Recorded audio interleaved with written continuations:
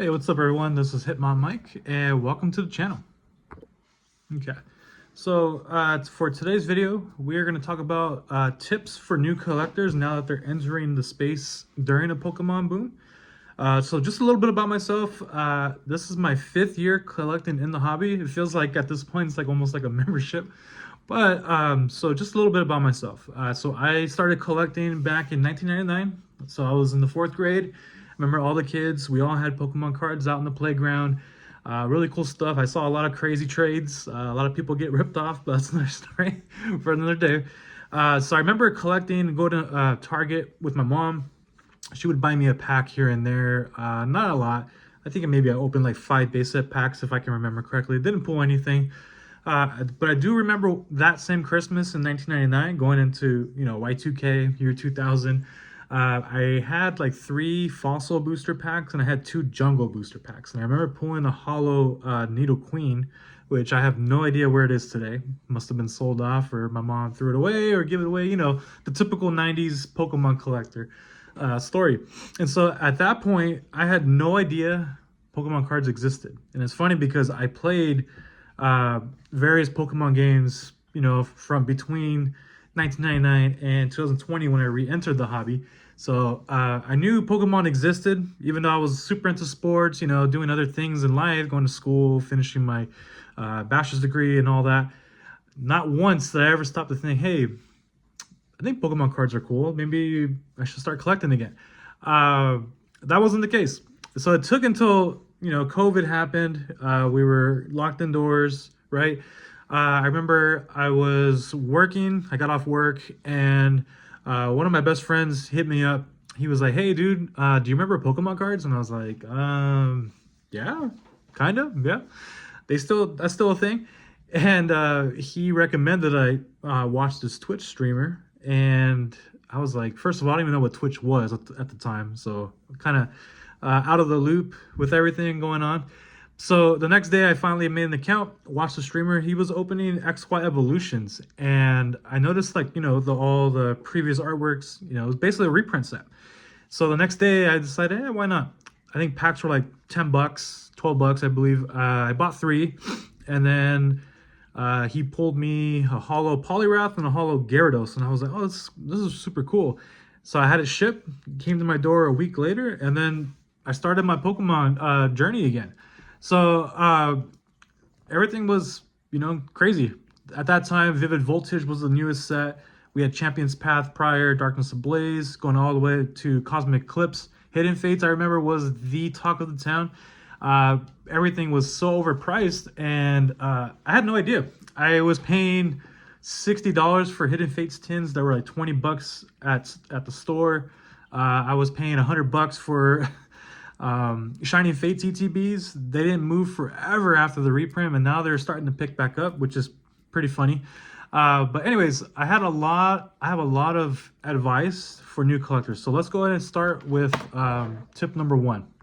Okay, so tip number 1, I think this is a good tip. You let me know in the comment section if you agree or not. But one thing that I think everyone should be aware of is MSRP. So what is MSRP? It's I think it's merchandise suggested retail price, or merchant suggested retail price. I probably butchered that too. I don't care. Roast me in the chat. I don't care. Anyways, so MSRP, it's kind of controversial right now. I think everyone is clamoring for MSRP pricing. It's always desired during times like this where we're in a boom. However, during times like in 2022, when the market cooled off and we kind of saw some dark times, I remember Chilling Reign booster boxes reached 80 bucks at one point. At that point, MSRP was considered expensive. So it's kind of like, it just depends. The MSRPs, whether it's good or bad, it just depends on the times, right? Well, anyways, the reason why I suggest knowing what MSRP is, because there's so many different products out there. Like Elite Trainer boxes, you have collection boxes, booster bundles, all kinds of stuff. So knowing what they're supposed to be selling for at stores kind of gives you a glimpse or an idea of how much you're overpaying or how much of a good deal you're getting. So for example, Right now, Prismatic Evolutions ETBs, not the Pokemon Center ones, but the ones that most retailers should have. I believe it's the 120 market price as of today. So I believe retail is $54.99, if not $60. Regardless, that's how much you're overpaying. So are you comfortable with that? I wouldn't be. I'm passing on all that. I'm not collecting Prismatic Evolutions until maybe later this year when they start reprinting. They announce the reprint. Don't know when that's going to happen. Actually, nobody knows. So I'm staying away from that set in the meantime. It sucks because it's such a cool set, but it is what it is. The only solution I have is for Pokemon to print more at this point. Anyways, so let's move on to tip number 2. All right, so new collectors, you should be introduced to apps like TCG Player, and I think eBay is pretty much one of the first apps new collectors jump onto.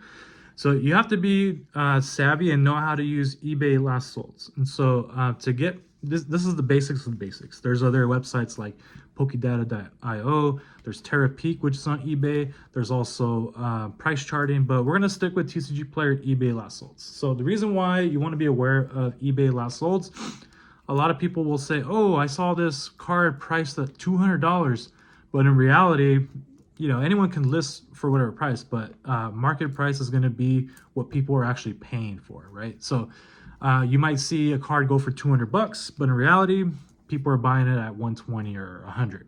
So you just got to go from there. So eBay last solds is pretty good for pretty much everything. I use that for Japanese. I use that for English as well, raw. But I use eBay last solds and those other websites I mentioned for graded cards. So like, cards that are encased by PSA slabs, Beckett, CGC, even Tag, building up some steam, even SGC on occasion.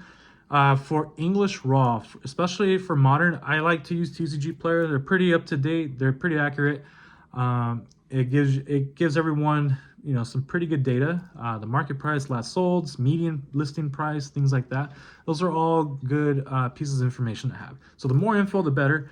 I like to use TCG Player before going to places like Frankensons or if I'm going to card shows, just to have an idea of what it is I should be targeting and see if I can get a better deal than that. Tip number 3, stay informed with websites such as PokeBeach.com or even PokeGuardian. So I come across PokeBeach a lot. I go on there, at least once or twice a week. They have a Twitter account where they post updates too. The reason why I like to follow them is because whenever Pokemon has when they trademark set names, they usually do it like months in advance or even a year in advance. And so it's pretty cool to know that, certain sets are coming out. So like, for example, a while ago, we were aware of the Team Rocket set that's supposed to come out. Unfortunately, we're not going to get an exclusive Team Rocket set in English. However, we are going to get it in Japanese. I think pre-order prices for that are insane. Not going to pay into that. I'm going to wait for that to get reprinted. Japan's pretty good at doing reprints.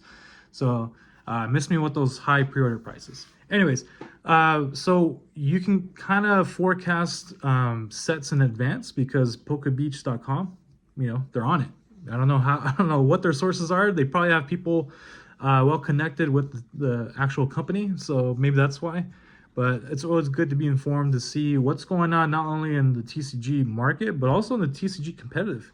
So if you like to buy and sell cards, knowing what's competitive, you can sell some nice bulk cards for like a nice little profit, and you can use that to buy cards that you actually want. So it's pretty cool. I would suggest staying on top of that. And the next tip for today's video would be if you have other social media such as like Twitter, I'm not calling it X, sorry. So Twitter has several accounts dedicated to releasing information about, when stores drop product right before, everyone has a chance to go see it. Pokemon Drops, for example, I would recommend following him, turning notifications on because he's pretty good at dropping information. I remember I was able to get Pokemon Center Elite Trainer boxes for Prismatic because I saw his notification like at 6 a.m. and I was able to scoop some up. So make sure to follow Pokemon Drops and other accounts you'll come across if you explore more accounts like that. So those are always really helpful.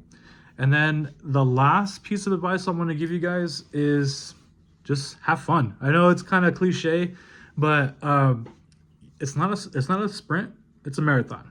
So you might see as a new collector all these people with all these cool cards, right? I was gonna show you some, but I don't know where they are. I think I left them in the room. Anyways, yeah, so all these people have great collections, but the one thing they all have in common is that they've been in the hobby for such a long time. A lot of these people didn't buy those cards when they were, super expensive. For example, I have a really good buddy. He sold them all. Good for him. It helped funded some important life things for him. But he had the Mario Pikachu promo cards, even the Luigi ones. And I actually sent it to grade for him. You can check my Instagram. It's pinned in my page. Anyways, he bought those boxes, I believe, for like 200 each. So he spent about 400 on the Mario box and Luigi box. And so now those cards in PSA 10 are like $8,000. Luigi might be like $5,000 or something like that. But when you spend time in the hobby, your collection will appreciate at some point. Not all of it, a lot of Pokemon cards, let's face it, as far as pricing is concerned, some of them can be junk, but not everything has to be valuable, because if you only focus on value and pricing, it gets kind of tedious. It becomes a chore, it becomes stressful. You just gotta kind of tune out the noise and just collect what you love. I promise you will last longer in the hobby and you'll have a lot more fun. And as you spend more time in the hobby, you'll connect with so many cool people. I've met so many cool people, not only on Instagram, but also people in person, meeting up like places like OfferUp, Frankensons, card shows. So don't be in a rush. I know it might be tempting to go buy every single thing, especially right now during a Pokemon boom. You're going to overextend yourself and it's going to make you not want to return to the hobby. And we don't want that. We want as many people as possible to come in and enjoy the hobby, because that's what it's all about. And so hope you guys liked my video. Feel free to like and subscribe. You guys can follow me on Instagram, Hitmon Mike with the underscore in the middle. But yeah, let me know if there's any other things you'd recommend to new collectors, or if you're a new collector, let me know if you have any questions. I'll be happy to answer them. And with that said, have a good one, guys. I'll catch you in the next one.